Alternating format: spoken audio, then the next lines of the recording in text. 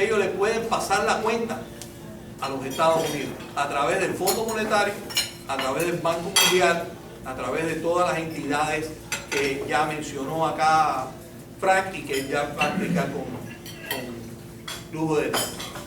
Así que ya les explico exactamente cuál ha sido la cuestión de las Naciones Unidas y cuál es el trabajo que ellos tienen. Si quieren información más detallada, porque el tiempo no nos ayuda en nada, en la página web de la John Birch Society, que es jbs.org, ahí pueden encontrar material sobre las Naciones Unidas y pueden informarse más. Ahí hay libros que pueden comprar o artículos que pueden ver en la misma website que les pueden explicar mucho más de lo que está sucediendo con las Naciones Unidas. Pero a grandes rasgos, lo que les acabo de decir es la intención y la situación con las Naciones Unidas. Muy bien, muy bien. Pregunta, comentario, antes que yo empiece sobre lo que él acaba de decir, que ha hecho una brillantísima exposición. Así que Eduardo es un experto en el orden mundial. Como en esta reunión hay muchos expertos. Aquí mucha gente se han leído muchos libros. Ahí está George, que trabajó en mi campaña, sabe cantidad de eso. María Magdalena, que trabajó en la campaña, también sabe de eso. Y muchos de ustedes, que cuando estamos aquí reunidos, Tony Esquivel sabe de esto cantidad también. Y otros de ustedes también. Así que bueno, vamos a abrir ahora, antes que yo empiece, preguntas, comentarios sobre lo que Eduardo acaba de explicar muy brillantemente. También yo creo que se cobran no solo con dinero, sino también con poder. Sí, no, aquí todo es poder. Todo Lo es que la persecución del poder. Gobierno, y entonces él manda y ordena. Dinero y poder, van unidos las dos cosas. Exacto. Miren, el dinero compra poder y el poder garantiza el dinero. Tan fácil como todo eso. Pero a ellos les interesa mucho el poder, porque tienen interés. Porque el poder garantiza el dinero. Y hay que garantizar el billete porque el billete es lo mismo. Bueno, muy bien. ¿Algún otro comentario sobre las Naciones Unidas? Hay un artículo, hay una revista completa que no es la de ahora, sino la anterior. ¿Sabes que la revista John Birch Society sale 2 veces al mes? En la anterior había toda la revista de las Naciones Unidas. Mi amigo Alex Newman, que trabaja conmigo en Bear Witness, es un escritor de esa revista, brillantísimo. Vive en Daytona, habla portugués, español y sé que su padre vive aquí. El padre está enfermo ahora, pero quizás si se mejora vendría aquí a estas reuniones también. Pero él tiene varios artículos en esa revista con luz de detalle, y otro ahí en esa misma revista hace la historia, cómo se fundó las Naciones Unidas, quiénes la fundaron, cuántos comunistas en la administración de Roosevelt participaron, entre ellos Alger Hiss, que era un espía de Stalin, y él fue el más importante de la administración de Roosevelt en la fundación de las Naciones Unidas, un traidor que trabajaba para Joseph Stalin, el dictador ruso. Así fueron un montón de comunistas que la crearon. Bueno, él ya habló un poquitico de la Reserva Federal, y ahí es donde yo quiero comenzar. Él explicó muy bien cómo estos globalistas quisieron imponer a Woodrow Wilson, que era presidente de la Universidad de Princeton, un demócrata, pero los republicanos tenían la mayoría para ganar, porque era el partido más importante en 1912. Pero el presidente que estaba en el poder, que quería ir a la reelección, no quería un banco central dominado por estos elementos. Entonces había que derrocarlo. La forma de derrocarlo fue dividir el voto republicano, escogiendo a Teddy Roosevelt, que era muy popular. Lo escogieron a él como también candidato. Entonces, ¿qué ocurrió? Los republicanos dividieron el voto, y ¿quién ganó? Woodrow Wilson con el 40% de los votos, porque el otro 60% estaba dividido en los dos candidatos a presidente del partido. Eso se hizo adrede, ¿no? Y por supuesto le dijeron a Woodrow Wilson: te vamos a poner en el poder, pero lo primero que tú vas a hacer es crear la Reserva Federal. Y así ocurrió. Entonces, el abuelo de los Rockefellers, estoy hablando del abuelo de David Rockefeller y de Nelson Rockefeller, este abuelo se llamaba el senador Nelson Aldrich de Rhode Island, y era Mr. Republican porque llevaba años en el Congreso y era el presidente del comité bancario.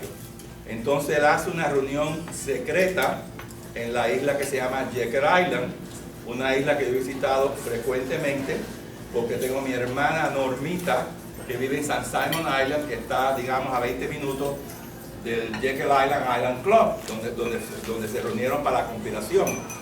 Y ese Jekyll Island Club fue fundado en 1880 por lo que eran en ese momento las personas más ricas de la nación, que se reunían en esa isla todo el invierno, venían en sus yates privados o en sus trenes privados que iban a Brunswick, Georgia.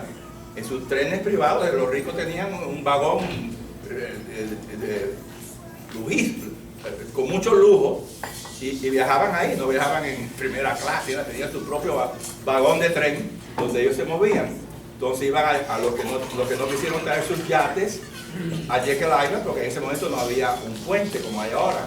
Entonces venían en tren a Brunswick, Georgia, y cogían ahí un barco y iban a Jekyll Island. Y toda esa gente multimillonaria de aquella época eran los que controlaban las grandes compañías que existían en aquella época. Y tenían, si tú visitas Jekyll Island hoy en día, que no está tan lejos de aquí, está como una hora al norte de Jacksonville, les recomiendo que vayan un día a Jekyll Island porque es interesante ver eso. Tenían lo que se llamaban cottages, los Firestone, todas estas compañías que existen hoy en día, que los que la fundaron estaban vivos en esa época, tenían lo que ellos llamaban cottages, que eran unas casas enormes, y se pasaban todo el invierno ahí, negociando unos con otros. Venía la prensa comprada por ellos, venía gente del gobierno, y se mataban el invierno completo ahí, a ver lo que iban a hacer los negocios al otro año, el que quería lo que el gobierno hiciera. O sea, eso estaban dando ya. Y entonces fue precisamente en esa isla donde este senador Nelson Aldrich, cuya hija Abby Aldrich se casó con John Rockefeller Jr., el hijo de John Rockefeller, el fundador, el que crea la dinastía Rockefeller, ¿no? Se casa con Abby Aldrich y esos son los padres. John Rockefeller Jr. y Abby Aldrich son los padres de Nelson Rockefeller, de David Rockefeller, de Lawrence Rockefeller, de todos los Rockefeller, ¿no? Que ya el último está en el infierno con Fidel Castro, su amigo, que murió hace unos meses atrás. Bueno, entonces ahí se reunían ellos. Entonces él decide, este senador, en una especie de conspiración, reunirse en New Jersey con 5 personas más que vinieron con identidades secretas porque no quería que la prensa de la nación supiera lo que era una conspiración para robarse los Estados Unidos. Se reúnen en el vagón privado de él, van a Brunswick, Georgia, y de ahí cruzan a la isla, y allá existía el Jekyll Island Club, que está todavía igual que como se hizo en 1880, y te puedes quedar ahí a dormir si tú quieres. Y hoy en día tú visitas ese lugar y tiene un cuarto que se llama Federal Reserve, otro que se llama Nelson Aldrich. O sea, los nombres de estos delincuentes están ahí en los cuartos que ellos tienen actualmente, ¿no? Por cierto, tienen tremendo desayuno y tremenda comida. Es exquisito comer ahí o desayunar ahí. Bueno, entonces este señor secretamente se reúne con un grupo que solamente eran 6 personas. Les voy a decir quiénes eran y a quiénes ellos representaban. Y lo tengo con lujo de detalle, pues puedo hablar de esto todo el día, pero tengo que cubrir muchas cosas. Pero bueno, les voy a decir, se reunieron con Frank Vanderlip, que era el presidente del National City Bank de Nueva York, que era el banco de los Rockefeller, que es hoy en día el Chase Manhattan, pero tenía ese nombre en aquel entonces. Se reúne Benjamin Strong, que fue el primero que dirigió la Reserva Federal cuando se crió en 1913, se reunió ahí, y él era el que dirigía el JP Morgan Banker Trust Company. Se reunió un señor que se llama Paul Warburg, que era un socio fuerte de Kuhn, Lloyd and Company, que es un banco inversionista que todavía existe y que representaba a su familia, que tenía el banco Warburg en Frankfurt, donde su hermano Max lo dirigía, asociado a los Rothschilds, y el hermano de él, Max Warburg, era el banquero del Kaiser Guillermo II, que dirigía, que era el dueño de Alemania, de la Alemania del Kaiser, de aquella época. No, estos son alemanes. Es más, Paul Warburg, todos ellos nacieron en Frankfurt, todos estos Warburg. Entonces, Paul Warburg viene con otro que se reunió ahí, después voy a decir más quiénes son. Era uno que se llamaba Henry Davison, que era un alto oficial en la compañía de JP Morgan. Y bueno, y ahí representaban ellos a los Rockefeller, a los Warburg, a Kuhn and Low y a los Rothschild. Esas 6 personas que estaban ahí, fue también el assistant secretary del Tesoro, Abraham Andrew, que era por supuesto, el Tesoro iba a tener que ver con esto también. Y esos 6 individuos que se reúnen en Jekyll Island representaban en aquel momento a los Rothschild, todos estos banqueros internacionales, el 25% de la riqueza mundial. Estas 6 personas que se reúnen aquí. Ahora, voy a hablar un poquitico de estas 6 personas, quiénes fueron. Ok. Paul Warburg nació en Alemania en 1868, fíjate, fecha patriótica nuestra, ¿verdad? De los 10 años. Y murió en 1932. Entonces la familia de él tenía la banca M.M. Warburg y compañía en Frankfurt, que fue fundada por su bisabuelo. Así que este Paul Warburg, nacido cuando empezó la guerra de los 10 años, viene a Estados Unidos en 1902, cuando creamos la República en Cuba. Fíjate qué casualidad, ¿no? Bueno, entonces él viene aquí en 1902 con su hermano Félix, se mudan a Nueva York. Como les dije, Max Warburg, el hermano mayor de ellos, se quedó allá en Frankfurt dirigiendo el banco. Y este hermano de él, Max Warburg, fue uno de los que le dio muchísimo dinero a los bolcheviques para implantar el comunismo en Rusia, como otros banqueros lo hicieron también. Cuando Paul Warburg llega aquí, se casa con Nina Loeb, que era la hija de Solomon Loeb, que es el fundador del Kuhn, Loeb & Company. Así que ya enseguida se empiezan a casar entre ellos. Y su hermano, Felix Warburg, se casa con Frida Schiff, que era la hija de Jacob Frisch, que era el que dirigía Kuhn and Loeb. Así que ya tú ves como los matrimonios, igual que los Rothschild, que se casaban las primas hermanas entre ellos para mantenerse unida la familia. Entonces le pagaban a Paul Warburg en aquella época, estoy hablando de hace tantos años atrás, $500,000 de sueldo, que sería hoy en día, ¿qué? No sé, 20, 25, 30 millones de dólares. Ese era el sueldo que él ganaba. Entonces se hace ciudadano americano en 1911. Y bueno, pues este fue uno de los conspiradores que se reunió en Jekyll Island y llegó a ser parte de la Reserva Federal en agosto 10 de 1914 y fue también vice-chairman de la Reserva Federal. Entonces, por supuesto, Warburg, este Paul Warburg es uno de los fundadores del Council of Foreign Relations y estuvo sirviendo como director del Consejo de Relaciones Exteriores de 1921 hasta su muerte en 1932. Y por supuesto pertenecía al Bruggen Institution, que es una rama del Consejo de Relaciones Exteriores, y era chairman del Manhattan Company y director del Bank of Manhattan y todos estos bancos, de un montón de bancos que había en Nueva York. Entonces le hablé también de Benjamin Strong, que era otro banquero que se reunió secretamente en Jekyll Island, y este fue el que fue el primero escogido para dirigir la Reserva Federal. Y entonces, bueno, también se reunió Frank Vanderlip, que era que en una época fue assistant secretary del Departamento de Tesoro y que era, como les dije anteriormente, era el presidente del National City Bank, que hoy en día se llama también Citibank. Están todos relacionados a estos banqueros. Y otro, Henry Davison, se reunió ahí también, que también era una persona muy importante. Bueno, ¿qué hacen ellos en esa reunión? Deciden robarse los Estados Unidos. Porque en la Constitución, en el artículo primero, sección 8, dice claramente que el Congreso de la Nación imprime la moneda y determina su valor.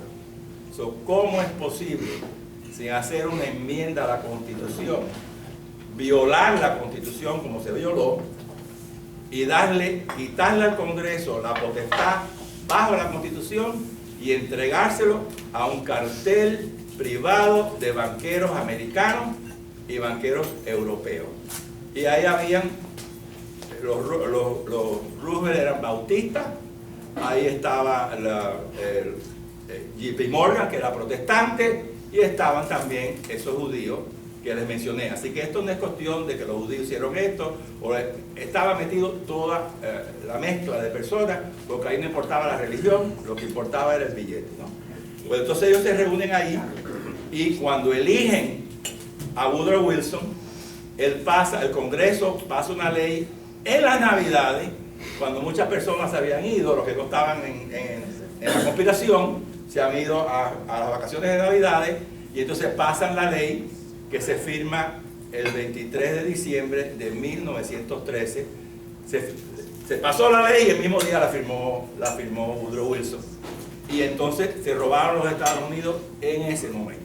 Habíamos tenido un banco central que duró 20 años, que estaba dominado por los Rothschild también, y por los antepasados de todas estas personas. Los Rothschild financiaron la guerra civil de Estados Unidos, como financiaban las guerras en Europa de los dos bandos, ¿no? Para hacerse más ricos. Y los Rothschild financiaron la guerra del norte, de Abraham Lincoln. Y los Erlanders, parientes de los Rothschild, financiaron el sur. Así que, como hacían en Europa, hicieron aquí con la guerra civil, exactamente igual. Y cuidado si el asesinato de Lincoln no haya tenido algo que ver con esto. Estoy especulando. Tuvo que ver. Bueno, tuvo que ver, pero Porque él iba a hacer una moneda. y no le gustó a esta gente. Porque esta gente mata a cualquiera. Lincoln le pasó lo mismo. Y si que quieren a- matar a Trump, lo matan hoy. Y por eso les voy a hablar también de lo que está pasando en la administración de Trump, que tiene que ver con el orden mundial también, por desgracia. Bueno, entonces, una vez que se roban los Estados Unidos, había que endeudar los Estados Unidos y no había dinero para pagar la deuda. Entonces lo que hacen es hacen una enmienda a la Constitución y nos meten el income tax. Porque no existía income tax en los Estados Unidos en 1913, cuando se roban los Estados Unidos. Nosotros, el gobierno era más pequeño y teníamos impuestos a las importaciones, había otro tipo de impuestos, pero no existía el income tax, no existía. Había que crearlo, porque esa es la forma que se iban a hacer más ricos los banqueros. Bueno, entonces, así es el comienzo de la Reserva Federal. Y entonces, yo le voy a hablar ahora de quién era Jacob Henry Schiff, que nació en Frankfurt en 1947 y que su padre, Moses Schiff, trabajaba con los Rothschild, allí en Frankfurt. Y este señor vino aquí durante la Guerra Civil y se unió a esta firma Kuhn Lowell & Company. Y él fue importantísimo, pero una de las cosas que hizo, que lo explico en este artículo, ya publicado, fue que él financió con otros banqueros internacionales a los bolcheviques.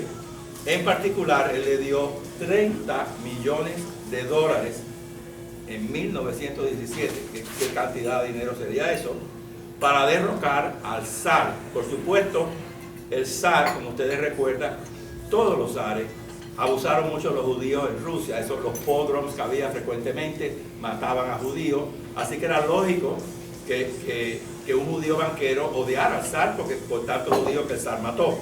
El zar no era nadie bueno todavía, pero estaba la guerra andando y el zar era un aliado fuerte de Estados Unidos y de Francia y de Inglaterra, y había que entonces eliminar al zar, poner a los comunistas ahí para entonces que la guerra durara un poco más, porque ya Rusia tenía millones de soldados peleando en la guerra, sufrió una baja horrible en esa guerra tan horrible que fue la Primera Guerra Mundial.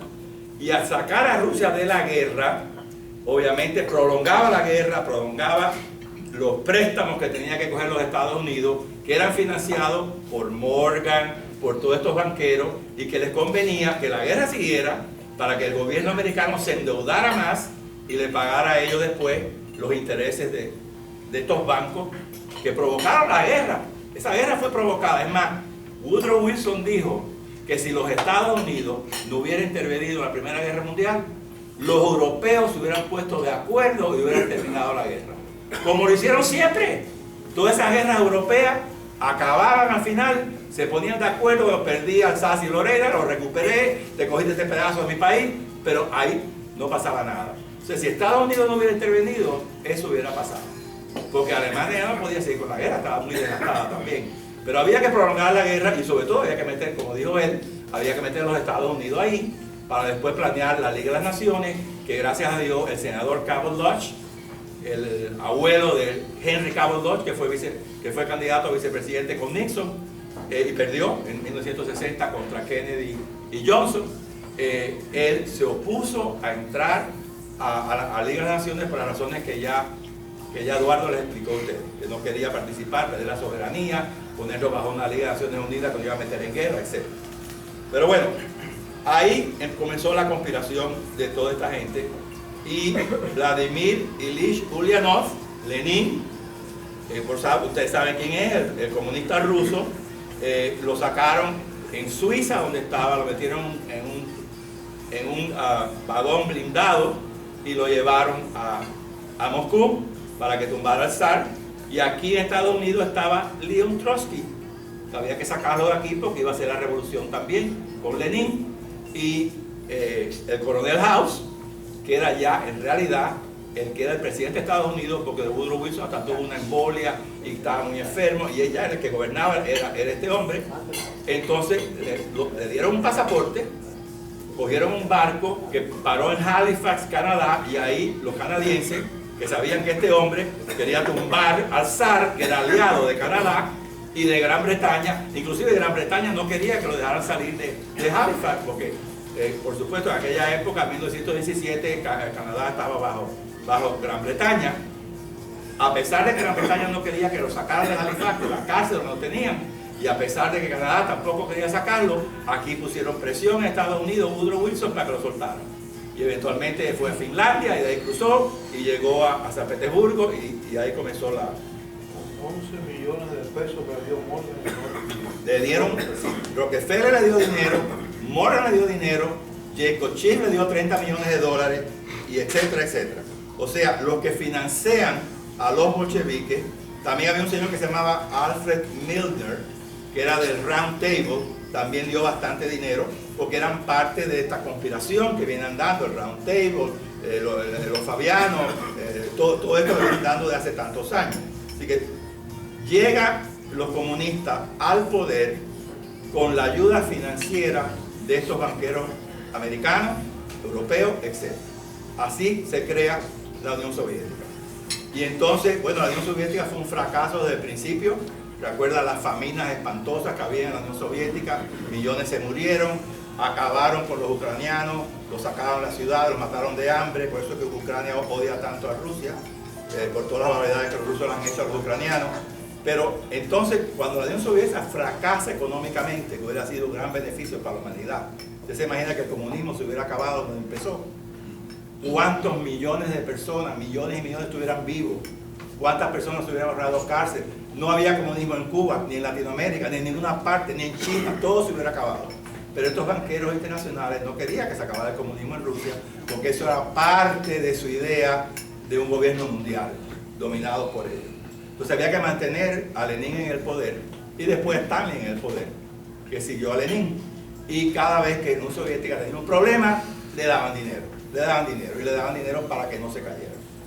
También el viejo Rockefeller, el que crea la dinastía Rockefeller, estoy hablando de John Davidson Rockefeller, que nació el mismo día que nací yo, el 8 de julio, no el mismo año, 1839, y murió en 1937.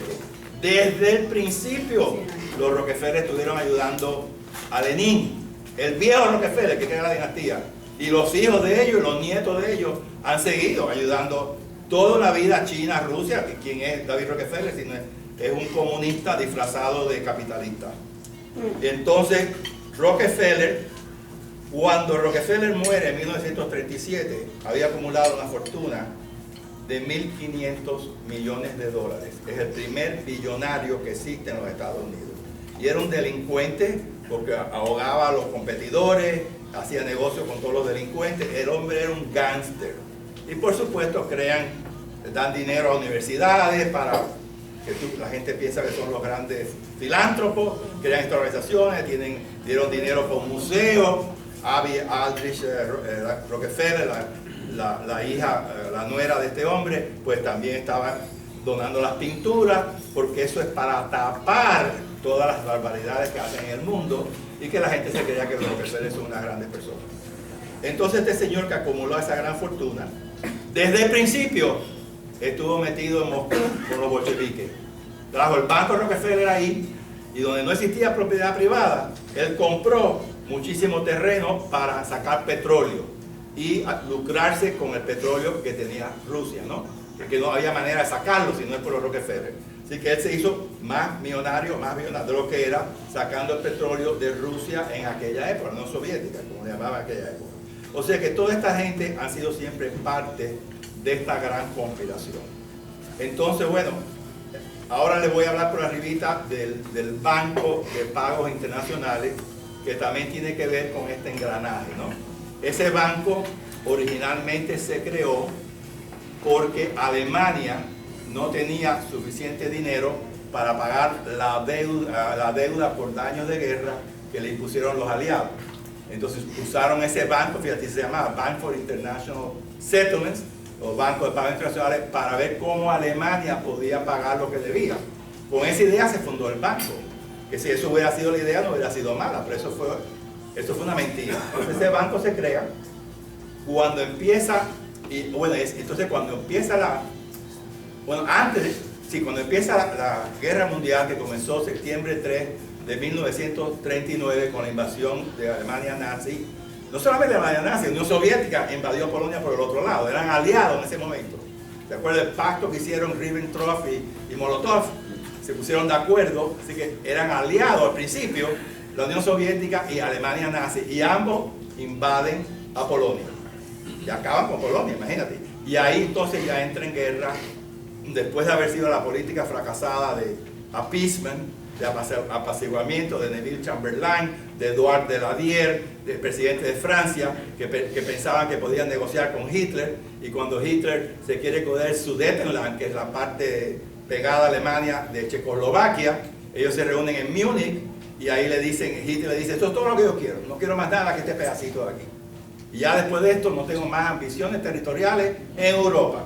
Y engaña al imbécil de Neville Chamberlain, el primer ministro, y al otro cretino, Edouard Daladier, que era el presidente de Francia, y se reúnen con Hitler, con Mussolini, hacen ese acuerdo que se llamó el Pacto de Múnich, que es el pacto, y llega a Chamberlain a Londres con un pedazo de papel. We have achieved peace in our times. Eso. ¿Y qué hace después Alemania? Se cogió el resto de Checoslovaquia y se siguió avanzando todas las violaciones que hacía del Tratado de Versalles, que lo violó todo el tiempo. Y si al principio paran a Hitler cuando empezó a violar todos los pedazos de Versalles, Hitler no tenía ni ejército suficiente para el de Alemania y el de Inglaterra, pero dejaron que se cogiera este pedazo, dejaron que violara todas las leyes, que empezara a crear el ejército, y con la ayuda de, como dijo Macaya, de los banqueros de Wall Street. Porque si no, no había guerra.